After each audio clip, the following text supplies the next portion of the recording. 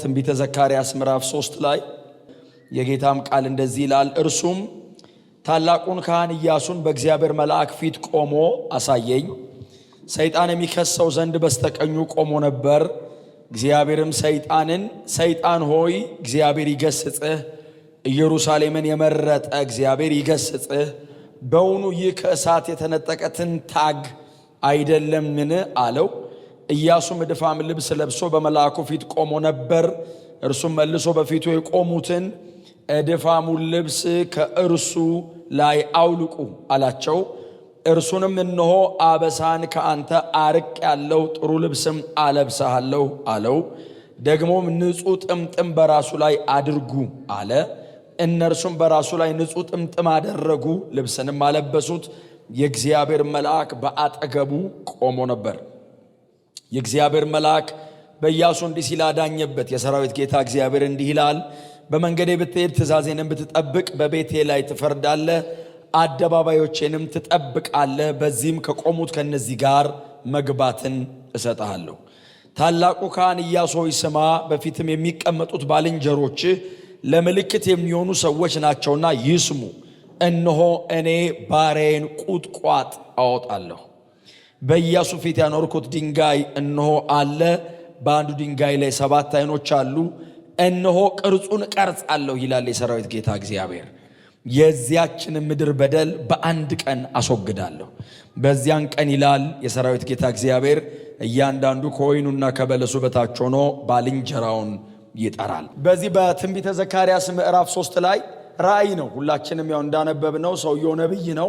ይህንን የሚመለከተው ነብይ ነው። የሚያየው ደግሞ በዛ ዘመን ከምርኮ ተመልሶ በአባቶቹ ከተማ ላይ ላለ ሕዝብ የሚመለከተው ራእይ በዚያ ዘመን በጣም ታላቅ የሆነውን ሊቀ ካህኑን ነው አይደል? በራእይ የሚመለከተው ታላቁ ሊቀ ካህን የዮሴዴቅ ልጅ ኢያሱን አየሁት ስለሆነ የሚለው በዚያ ዘመን ሊቀ ካህኑ ነው የሚያገለግለውን ኢያሱን በራእይ ተመልክቶት ነው ዘካርያስ 3ኛውን ምዕራፍ ሙሉ በሙሉ የሚሰጠው። ሁላችን እንደምናስታውሰው ይሄ ነብይ ዘካርያስ የሚባለው ነብይ ከምርኮ ከተመለሱ በኋላ የ70 ዓመት ምርኮ ባቢሎን ካለቀ በኋላ እግዚአብሔር እንደ ተስፋ ቃሉ ወደ አባቶቻቸው ምድር ሲመልሳቸው ከተነሱ ነቢያት መካከል አንዱ ነው። የድህረ ምርኮ ዘመን ነብይ ነው። ስፔሲፊካሊ ደግሞ ይሄ ነብይና ሐጌ የተባለው ነብይ ተመሳሳይ ጉባኤ በተመሳሳይ ዘመን በአንድ አይነት ሐሳብ ያገለገሉ 2 ነቢያት ናቸው። ሐጌ ዕድሜ ባለጠጋ ነገር እንደሆነ ይመስላል፣ ትንሽ ሸምገል ያለ ነው። ይሄ ደግሞ ወጣት ነው። ስለዚህ ዘካርያስ ቆሞ ትንቢት ሲናገር ሐጌ ጉባኤው መካከል አለ ወይንም በማህበሩ መሃል አለ። ሐጌ ቆሞ ደግሞ ሲናገር ዘካርያስ በጉባኤው መካከል ይኖራል። ሁለቱንም ለተመሳሳይ ነገር ነው እግዚአብሔር ያስነሳቸው። በዘሩባቤል በኩል ተጀምሮ የነበረውን ቤተ መቅደስ ይፈጽሙ ዘንድ እግዚአብሔር የሕዝቡን ልብ ለማነሳሳት የተነሱ ነቢያት ናቸው። በዛ መንገድ ትንቢት ተናግረዋል፣ ተሳክቶላቸዋል። ቤተ መቅደሱን ሰርተውታል። እግዚአብሔር ይመስገን። እና ወጣት ነብይ ነው። በእርግጥ እሱ ስለ ቤተ መቅደሱ ብቻ አይደለም፣ መሲያኒክ አይነት ፕሮፌት ነው። በጣም ስለ መሲሁ መምጣት፣ ስለ መጨረሻው ዘመን ሁሉ ሳይቀር በጣም ሰፋ አድርጎ የተነበየ አይነት ነብይ ነው። በዘመኑ የነበረውን ነገር ብቻ ሳይሆን በአዲሱ ኪዳን ላይ ስለሚከናወኑ ስለ ኢየሱስ መምጣት፣ ቀጥሎ ስለማገልገሉት፣ ከዛ ስለ መስቀል ሞቱ፣ ስለመሄዱና ተመልሶ ስለመምጣቱ አፖካሊፕቲክ የሆነ የመጨረሻውን ዘመን ሁሉ የሚጠቅልል አይነት ትንቢት የሚናገር ነብይ ነውና በጣም ሰፊ ነው ዲስፔንሴሽኑ። የዘካርያስ የትንቢት ክልል በጣም ሰፊ ነው። ረጅም ዘመን የሚጠቅልል አይነት ነብይ ነው። ወጣት ነው። እግዚአብሔር እንደዚህ አይነት ነቢያቶችን ይስጠን። አሜን በሏ። እና እንደ ሕጉ የሚቀጥለውን ዘመን አይቶም የሚናገር ነውና ምዕራፍ 3 ራእዩን ማየት ሲጀምር መጀመሪያ ራእዩን ሲያየው ኢያሱ በእግዚአብሔር ፊት ቆሞ አየሁት አለ።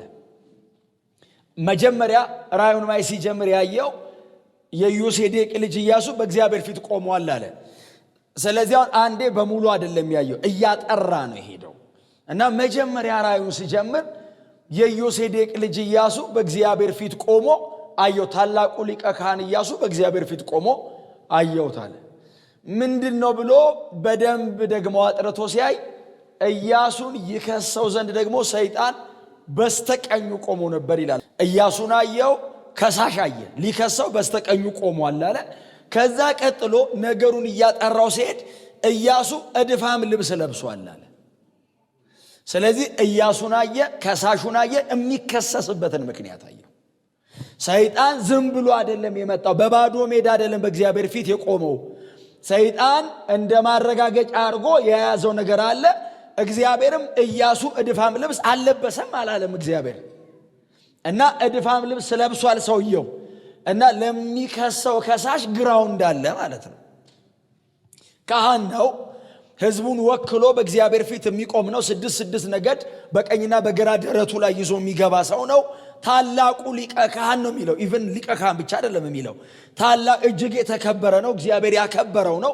በእግዚአብሔርና በህዝቡ መካከል የሚቆም ሰው ነው። እና ራእይ ነው፣ በአካል አይደለም። ሊትራሊ ደግሞ ኢያሱ እድፋም ልብስ ለብሶ አይደለም አይደል? ወደ በኋላ ወረድ ስትሉ ከምርኮ ተመልሶ የመጣውን ህዝብ ሰይጣን ለመክሰስ ነው የመጣው። ግለሰቡ ህዝብን ወክሎ የሚመጣ ስለሆነ ኢያሱ ከታየ ከጀርባ ያለው ህዝብ እየታየ ነው። እና ሶስቱ ናቸው ስብሰባ ላይ ያሉት። እግዚአብሔር አለ፣ ኢያሱ ፊቱ ቆሟል፣ ሰይጣን አለ። ስብሰባውን እግዚአብሔር ጀመረው። ሁሌ ነው እግዚአብሔር ካለ እኛ ካለን እሱ ነው የሚጀምረው። እና እግዚአብሔር ሲያይ ኢያሱና እሱ ቤተሰብ ናቸው፣ ያኛው ባዕድ ነው። እና ሰይጣን ሆይ አለው። ከባዕዱ ነው የጀመረው። እንግዳ አይደለም፣ ባዕድ ነው። እንግዳ አይደለም፣ ተባሮ ነው። ሰይጣን ሆይ አለው። አቤት ሲለው ምን ትሰራለህ አይደለም ያለው፣ እግዚአብሔር ይገስጻለው። ለምን እንደመጣ ያውቃላ። ከምርኮ ተመልሶ የመጣን ህዝብ ለማቁሰል ነው የመጣው፣ ለማድቀቅ ነው የመጣው። የበለጠ ሳይኮሎጂካሊ በሉት የተጎዳ ህዝብ ነው። ባቢሎን ሄዶ በባርነት የከረመ ህዝብ ነው። ተመልሶ ሲመጣ የተሰራ ከተማ አይደለም የጠበቀው፣ የፈረሰ ከተማ ነው እየሰራ ያለው። በድንጋይ በእሳት የተቃጠለ ድንጋይ ነው ቅጥር ሲያደርጉ የነበረው በነህምያ ዘመን። ቤተ መቅደሱንም ለመስራት ሲነሱ ዝግባ የላቸውም። ወደ ተራራ ወጡ፣ እንጨት አምጡ፣ ቤትን ስሩልኝ፣ እኔ በእርሱ ደስ ይለኛል ነው ያለው። እና በኖርማል እንጨት ነው ኢቭን ቤተ መቅደስ ለመስራት እንኳን የሚሞክሩት። በጣም የተጎዳ ህዝብ ነው። ሰይጣን ከሶ ሊያደቃቸው። ስለዚህ እግዚአብሔር መጣና ሰይጣን ሆይ ያለው። እግዚአብሔር ከተጣራ ሰይጣንም ቢሆን አቤት ማለቱ አይቀርም። አቤት እግዚአብሔር ይገስጽህ አለውና፣ ይሄ ብቻ አይደለም፣ ኢየሩሳሌምን የመረጠ አሁን ፊቱ የቆመው አንድ ግለሰብ ነው። እግዚአብሔር የሚመልሰው የከተማ ነው፣ ኔሽን ነው እግዚአብሔር የሚታየው። አሁን ኢያሱ በግሉ ከህዝብ የተሻለ በደል ይበድላል ብዬ አላስብም። እንደ ህጉ ነው የሚሄደው። ግን ህዝቡ ተመልሶ የመጣው ህዝብ በተለያየ ነገር ተይዟል። ኢየሩሳሌምን የመረጠ እግዚአብሔር ይገስጽህ አለውና አስረዳው። ይህ አለው ከእሳት የተነጠቀ ትንታግ አይደለምን? ሰይጣንን ነው የሚጠይቀው። እንዴ አሁን ልትከሰው የመጣው የህዝብ ከባቢሎን ማለት የብረት እቶን ማለት ነው። ማንንም ነው የሚያቀልጠው። ሲቪላይዝድ ነው፣ ዲመኒክ ነው፣ ለስትፉል ነው ከተማው። አትቋቋሙም። ባቢሎንን ሄደ ልብህን ነው የሚያቀልጠው። ከባቢሎን እኮ አምልጦ ነው የመጣው። እርሻቸውን ጥለው ቤታቸውን ትተው አንዳንዶቹ በጣም የተደራጀ ነገራቸውን ጥለው ነው ወደዚህ ከተማ ይመጡታል። ከእሳት እኮ ነው የተነጠቀው አሉ። አንመለስም እኮ ያለ ህዝብ እኮ አለ አይደል? መጽሐፍ አስቴር ለምሳሌ እዛው ያሉ ሰዎች መጽሐፍ እኮ ነው። ወደ አባቶቻቸው ከተማ አንመለስም። ለዛ ነው አይደል እግዚአብሔር የሚል ስም የሌለው መጽሐፍ ውስጥ። እግዚአብሔር አለ እንጂ ያህዌ የሚል ስም የለውም አይደል? አልተጠራበት። ከባድ አስምጦ የሚይዝ ነው። ገንጥለውት ነው የመጡት አለው። የፈለገ ቢደክሙ አለው የኔ ናቸው አለው። ቢዝሉ አቅም ቢያጡ የኔ ናቸው። ይሄ የቤተሰብ ነው አለው። መሃል ምን ትሰራለህ? ውጣ አለው። እግዚአብሔር ከሰይጣን ጋር ተደርቦ አይመታችሁም። ይሄ ሲስተማቲካሊ መጽሐፍ ቅዱስ ላይ ግቡና አዩት። እግዚአብሔር ከሰይጣን ጋር ተደርቦ ህዝቡን አያሯሩጥም። እስቲ ቅጣልኝ ብሎ ለሰይጣን አይሰጠው በፍጹም። እንደ እግዚአብሔር እጁ አጥሮ ነው እንደ በሰይጣን የሚያስመታ? አስወጣው ከማል ውጣ አለው። ከሳሹን አባረረለት መጀመሪያ። ከዛ ቀጥሎ እግዚአብሔር ያደረገው ከሳሽ ማባረር ብቻ አይደለም፣ እድፋሙን ልብስ አውልቁለታል። የሚከሰስበትን አውልቁለት ልብሱን አለ። ከሳሹን ማባረር ብቻ ሳይሆን ኢያሱ ደግሞ ወይንም ከምርኮ የተመለሰው ህዝብ ደግሞ በዛ አይነት ህይወት ውስጥ እንዳይገኝ እግዚአብሔር መከሰሻውን አውልቁ አለና ሲያወልቁ እግዚአብሔር እንደዚህ አለ አበሳህን ዛሬ ካንተ አበሳን የሚለው ትክክለኛው ቃል ኃጢአት ነው የሚለው ኃጢአትን አበሳ ማለት ችግር ምናምን አይደለም አሁን ብዙ ጊዜ አበሳ ሲባል አሁን እኛ ምንድነው ትዝ የሚላቸው አበሳ ሲባል ድህነት ምናምን ነው ሰው ትዝ የሚለው ድህነትን ሰው ተግቶ ከሰረ ይሰብረዋል ኃጢአትን ግን ተግታ ያሰብረው እግዚአብሔር ነው የሚነቅለው ኃጢአትን ዛሬ አለው ድሮም ዘንድሮም ኃጢአትን የሚያስወግድ እግዚአብሔር ብቻ ነው ኃጢአትን የመስበር አቅም ያለው እግዚአብሔር ብቻ ነው እኔ በኃይሌ ልሰብረው አልችልም ራሴን አቀርብለታለሁ ይሰብርልኛል ኃጢአትን ዛሬ ከላይ ላይ አስወግደዋለሁ አለ ይላል ኢያሱ ልታነሳልን ነው አው ነፃ ልንወጣ ነው ማርከን አው ከሳሽ ያስወግዳል በቃ መከሰሻ ግራውንዱን ምን ያስወግድክልን አው ኃጢአትን ከላይ ላይ ያስወግጄ ግን ራቁትን አልመለሰም አለው ንጹህ ልብስ አለብሳለሁ ከዚህ በኋላ በእኔ አይነት የንጽህና ህይወት ውስጥ እንድትኖር አረጋለሁ አለ ንጹህ ልብስ አለብሳለሁ እኮ አቅም እሰጥሃለሁ አለው አቢሊቲ ጉልበት ብቃት እምሰጥህ እኔ ነኝ አለ ምንም ካህን ብትሆን ምንም ህዝብን ወከለ ብትመጣ ከጀርባ ያለ ብዙ ኔሽን ቢኖርም እኔ አቅም ሰጪ ነኝ አለ እግዚአብሔር ንጹህ ያለውን ያቀረበው ኢያሱና ህዝቡ ንጹህ ነው ያሉትን አይደለም በእግዚአብሔር የሳንቲፊኬሽን ሌቭል ነው በእግዚአብሔር የንጽህና መጠን ነው እግዚአብሔር ንጹህ ነው አለ እኔ ልብስ አቀርባለሁ አለ ኃጢአትን ማስወግድ እኔ ነኝ የጽድቅና የቅድስና ህይወት እምሰጥም እኔ ሆነኛል አለብሳለሁ አለ ንጹህ ልብስ አልብሱት አለ እዛ አጠገቡ ላሉት ለመላእክቱ ንጹህ ልብስ አልብሱት ንጹህ ልብስ አለበሱት አሮጌውን አውልቀው ንጹህ አለበሱት ጥምጣሙን ቀይሩለት አለ ካህኗ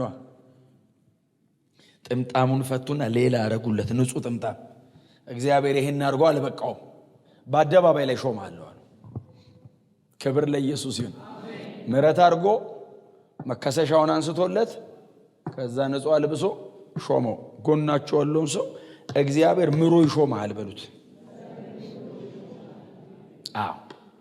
ማራው ከዛ አደባባይ ላይ ሾማለሁ አለውና አሁን ለኢያሱ ይበቃል አሁን ከበቂ በላይ ነው ከሳሽና አስወገደ መከሰሻዬን አነሳልኝ እንደገና እግዚአብሔር ሾመኛው ብሎ አመስግኖ ሊጨርስ እግዚአብሔር ቀጥላለሁ አለ ይሄ ብቻ ቢሆን ኢያሱ ምዕራፍ የኢያሱ ታሪክ ዘካርያስ 3 ላይ አይገባም ይሄ ብቻ ቢሆን ምክንያቱም እግዚአብሔር አሮጌ ያወለቀ ንጹህ ያጠለቀ ሲመጣ የመጀመሪያው አይደለም የብዙ ትውልድን ኃጢአት ያስወገደ ንጹህ ልብስ ያለበሰ ነው የመጣው ኢያሱ የመጀመሪያ አይደለም እግዚአብሔር ይሄንን ሲያደርግለት ይሄንን አደርጋለሁ እሾማለሁ ሲለው ኢያሱ አሜን ብሎ ከእግዚአብሔር ፊት ሊወጣ ሲል ቆይ ቁም አለው ሌላ ፕሮሚስ አለኝ አለው ምን አለው ምናልባት በኢያሱ ዘመን ላይፈጸም ይችላል አሁን ኢያሱ ቆሞ ነው እየሰማ ያለው በኢያሱ ዘመን ላይፈጸም ይችላል ግን አንድ ትንቢት አለኝ አለው ምን ሲለው ባሪያዬን ቁጥቋጥን አመጣዋለሁ አለው ከጉልበት መሲህ ይመጣል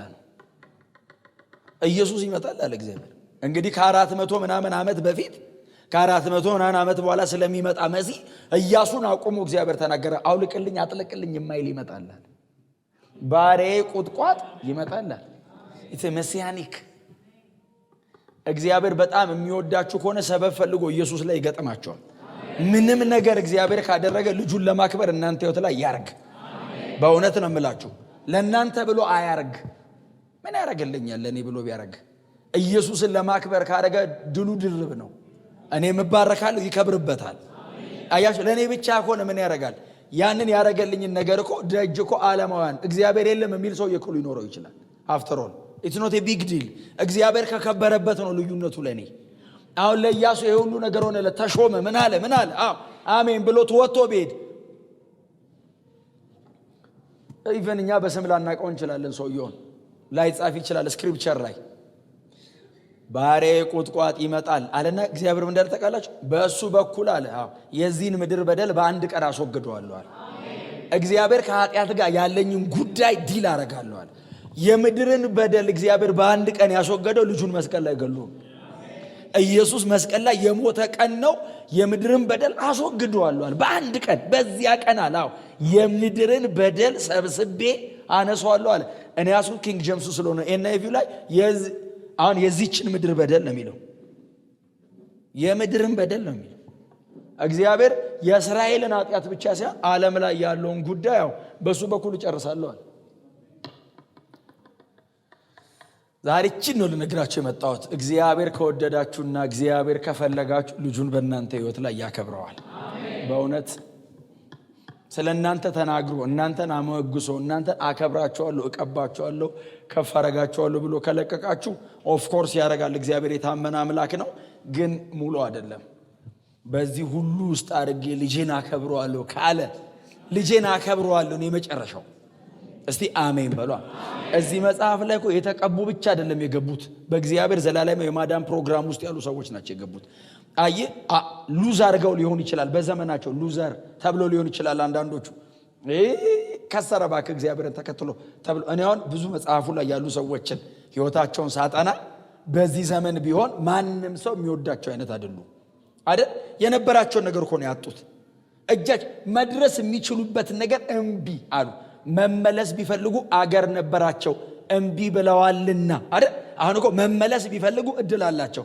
12 ጥማድ በሬ አላረደም፣ 2 ጥማድ አርዶ ወጥቶ 10ሩን ትቶ እኮ ነው የመጣው። መመለስ ቢፈልግ እድል ነበረው እና የከፋው ቀን እመለሳለሁ አላለም። እምቢ ብሎ ሲጨክን እግዚአብሔር አምላካቸው ተብሎ ሊጠራ አላፈረም።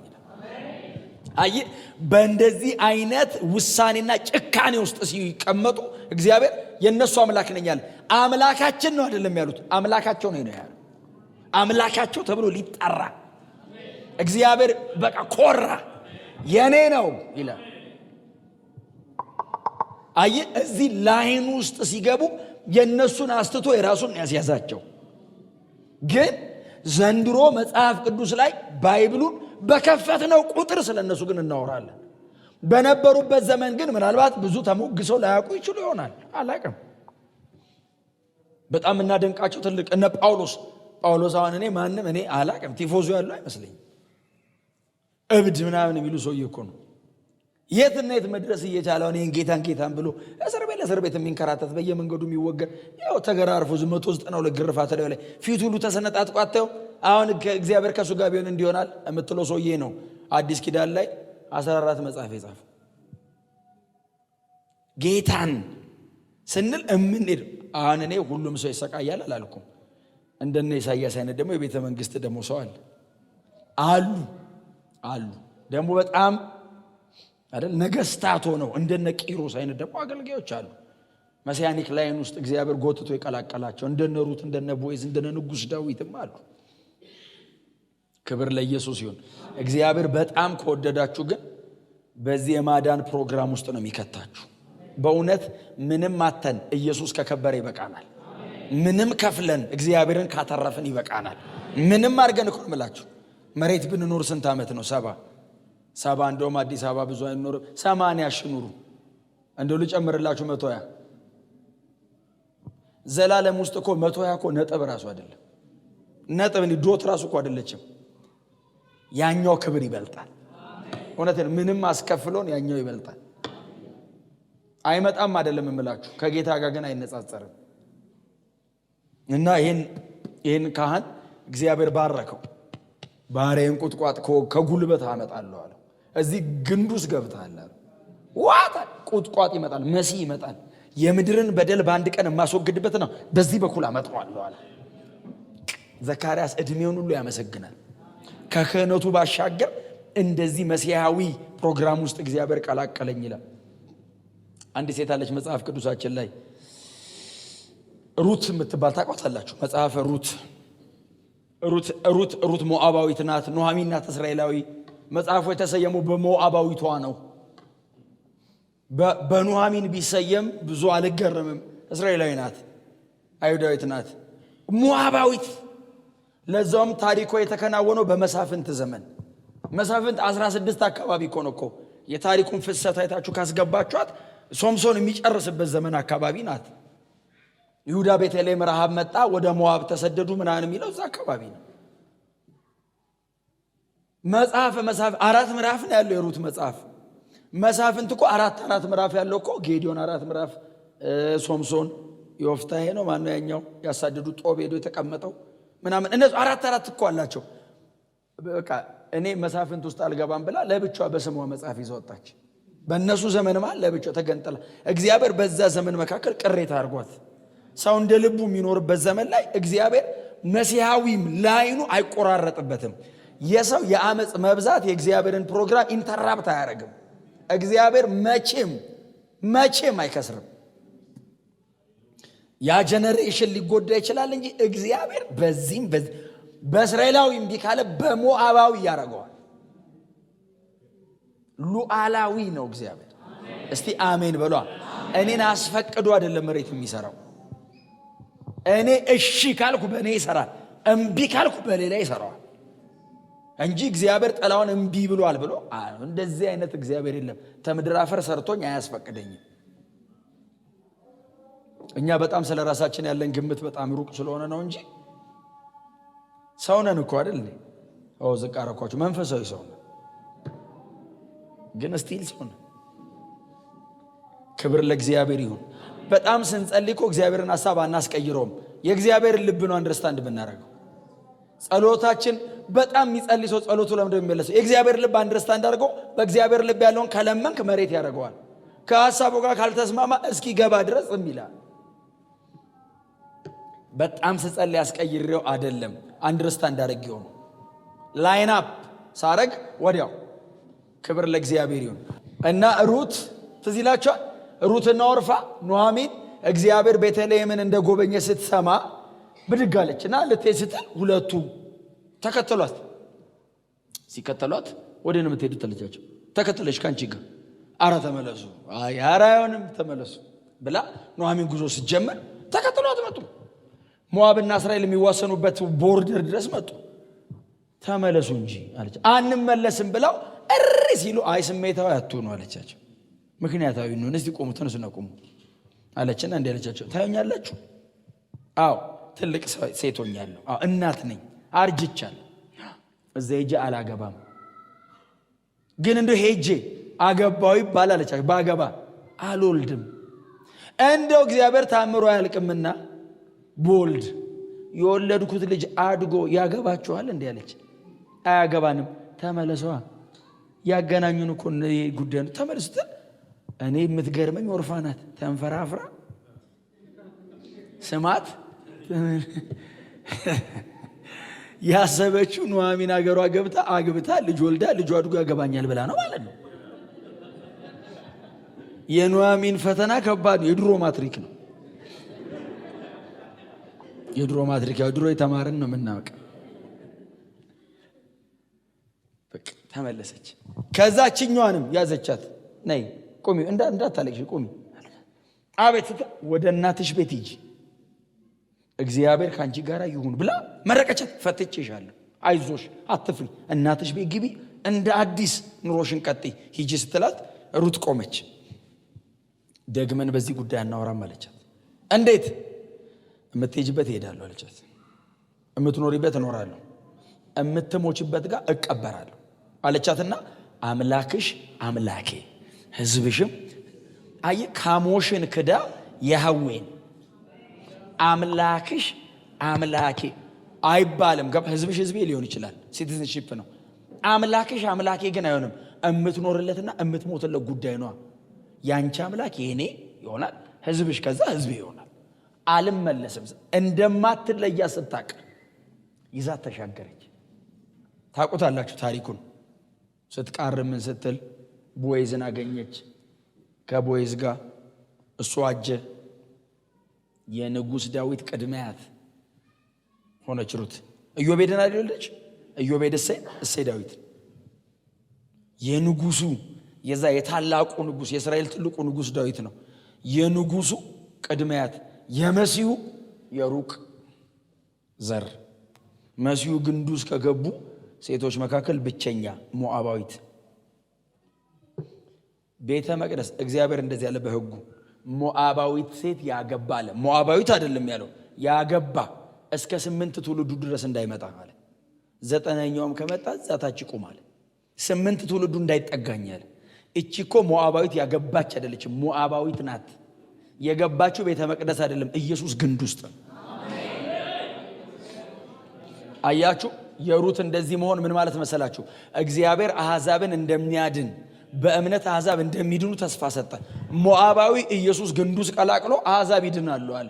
አይቻልም። አሕዛብ እንዴት ተብሎ ይድናል? ኢትዮጵያዊ ቆሞ እንዴት ያህዌ ይላል? አስበላለሁ አለ። ሞዓባዊ አድኖ በክርስቶስ በኩል እግዚአብሔር ዓለምን እንደሚያድን ተስፋ የሰጠው ሩትን ኢየሱስ ግንዱ ውስጥ ቀላቅሎ ሊሆን አይችልም። የተረገመ የሚባል ነው ሞዓባዊ። እንደ አማሌቅ እግዚአብሔር በደረሱበት ይጥፉ ብሎ ከወሰነው መካከል ቤተ መቅደስ አይደለም ያመጣው። እስራኤል የምትመካበት ንጉሥ የእሱ አራተኛ ልጇ ነው፣ አራተኛ ትውልዷ። ቦዔዝ የተጠቀሰው ማቴዎስ ሲጠቅስ የዘር ሐረግ ላይኔጁን ሲጠቅስ ቦዔዝ የተጠቀሰው ባይዘው በሩት ነው። ሩትን ያገባ ቦዔዝ ተብሎ እግዚአብሔር ከወደዳችሁ ኢየሱስ ላይ ይገጥማቸዋል። አንዲት ሴት አለች ኢየሱስ እግር ላይ ሽቶ የደፋች። ሽቶዋን ይዛ መጣ። በጣም ነው የምወዳት በእውነት እማቃት ሁሉ ይመስለኛል ሳነበው ታሪኳን። አትታያችሁም? ሴትዮዋ ሽቶዋን ይዛ መጣች። ኢየሱስ ሲመጣ ብቻውን አይመጣም። 12 ሰው ይዞ ነው የሚመጣው። እና ቤት ኢየሱስን ምሳ ከጋበዝከው መደገስ አለብህ። 12ቱም ደግሞ ረጅም መንገድ በእግር ነው የሚሄዱት፣ እርቧቸው ነው የሚሄዱት። ስለዚህ ሰፋ ያለ ድግስ ካልደገስክ አትመልሰውም ኢየሱስን። ስለዚህ 12 በጣም በደንብ በቀጥርግ አድርገው የሚበሉ ረጃጅም መንገድ በእግር የሚመጡ አሉ። 12 ሰው ሰብስበው ስምዖን እያበላ እያለ ስምዖን ቤት አንዲት ሴት የአልባስጥሮስ ሽቶ አይደል፣ በዛ ዘመን እንግዲህ ህንድ ሀገር የሚሰራ ሽቶ ነው ይሉታል። እንግዲህ ኢምፖርትድ ነው ማለት ነው። ፐርፊውሙ 300 ዲናር መሰለኝ የአንድ አይሁዳዊ የዓመት ገቢ ነው ማለት ነው አይደል። አሁን ሚኒመም ዌጅ ያለው የአንድ አይሁዳዊ የሰንበትና በዓላት ላይ የማይሰራ ግን ሌላውን ቀን ከሰራ በቀን 8 ሰዓት ከሰራ የአንድ አይሁዳዊ የዓመት ገቢ ነው። እንግዲህ 300 ዲናር ነው ሽቶ፣ ግማሽ ሊትር ነው ይለዋል። እና መጣች ቀስ ብላ። እንደዚህ አይነት ነገር የሚያደርግ ሰው እኮ ብዙ ማስታወቂያ አይሰራም። ዝም ብላ ነው የመጣችው። እየመጣው ነው አላለችም። ዝም ብላ መጣችና ፈልጋ ኢየሱስን። ኢየሱስ ባይዘው ከ12ቱ አንድ ተመሳሳይ ነው፣ ምንም ልዩነት የለውም። ምክንያቱም ይሁዳ ራሱ ምንድነው ያለው ሲሸጠው ከመካከል ልጄ እምሰማው እሱ ነው አለ። አንድ አይነት ነው። ጴጥሮስን ይዞት እኮ እንዳይሄዱ እና ይዟ ሄደችና ታውቀዋለች ኢየሱስን። አጋንንት አውጥቶ ስንት ነገር አድርጎላታል። ሄደችና ዝቅ ብላ ነው አይደል፣ ኢየሱስ አይቶታል። እግሩ ላይ ሽቶ ደፍታ፣ ግማሽ ሊትር ሽቶ ደፍታ። ሽቶ እንግዲህ እንትን አልላላት አይደል። ከኢየሩሳሌም እስከ ቢታንያ ስለመጣ ቢታንያ ስለሆነ ጉዳዩ 7 ማይል አካባቢ ከ10 ኪሎ ሜትር ያላነሰ በእግር መጥቶበታል። ስለዚህ እግሩ አቧራ ጠግቧል ማለት ነው። ስለዚህ ሽቶ ደፍታበት እንትን ስትለው በሽቶ ተጨማለቅ አይደል እግሩ፣ አቧራው ጭቃ ምናምን ስላለው። ከዛ አልበቃ ብሏት እንባ ጨመረችና የቤቱን ባለቤት አቶ ስምዖንን ፎጣ አምጧ አላለች። በፀጉሯ አይሁዳውያን ፀጉራቸው ክብራቸው ነው። ፀጉሯን ዝቅ አርጋ ታብስ ጀመር እግሩን። ዝምን ያላት ኢየሱስ ሽቶ አይደለም አይደል ጉዳዩ፣ የምታቀርብበት ልብ ነው። አምልኮ እያቀረበች ነው። he was and is God። ኢየሱስ እግዚአብሔር ነው፣ አምልኮ ነው፣ እየተቀበለ ነው። እና አሁን ሽቶ የ300 ዲናር ሽቶውን ኢየሱስን አያስደነግጠውም። እሱ የማይብራራ ክብር ትቶ ነው የወረደው።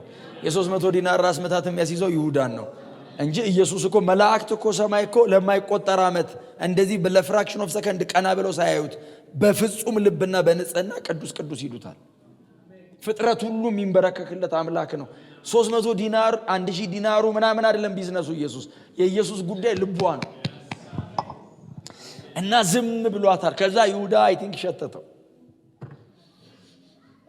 ማን ነው እንደዚህ ላዩ ላይ ሽቶ ደፍቶ የገባው ብሎ ደሞ እኮ የዛ የአልባስጥሮስ ያ ውዱ ሽቶ ሲያይ አንድ ሴት ኢየሱስ እግር ስር ተደፍታ ሽቶ እንደገልብጣ እንዴ መምህር አለው። ከሷ ጋር አይደለም የሚያወራው ከኢየሱስ ጋር ነው ያወራው። ምንድነው መሰራው አለው። ምን ነው አለው።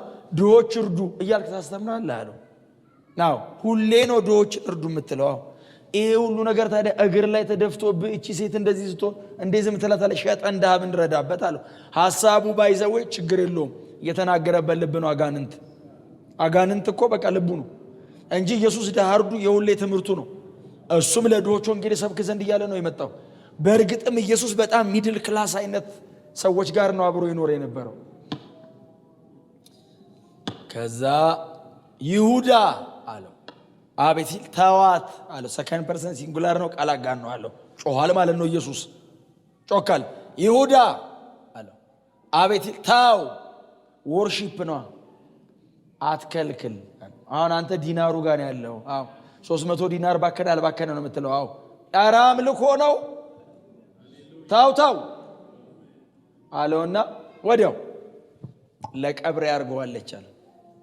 ለቀብር ያርገዋለች ሲለው እሺ ጌታው ያለው ይላል። ከዛ ግን ወረድ ብሎ ምን ማለት እንደሆነ አልገባቸውም የሚል ቃል አለ።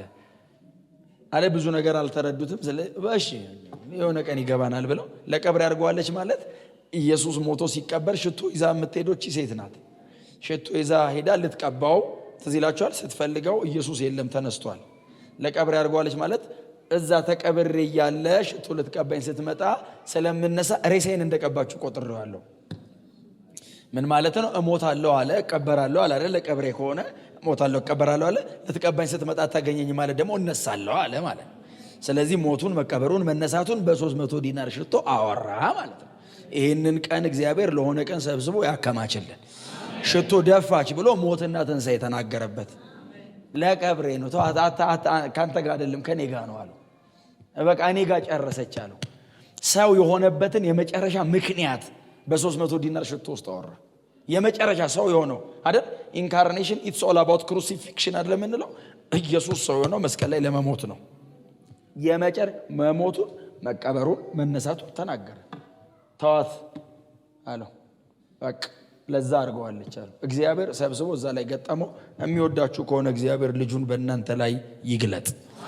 በጣም እግዚአብሔር የሚወዳችሁ ከሆነ ኢየሱስ ክርስቶስን በእናንተ ቤትና ሁኔታ ያክብር።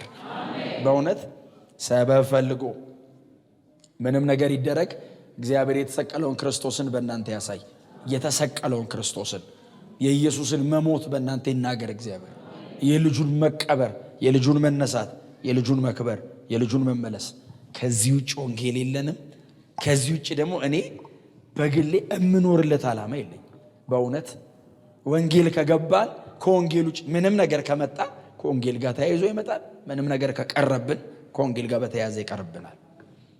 ምንም ኢየሱስ ክርስቶስ ጌታ ነው።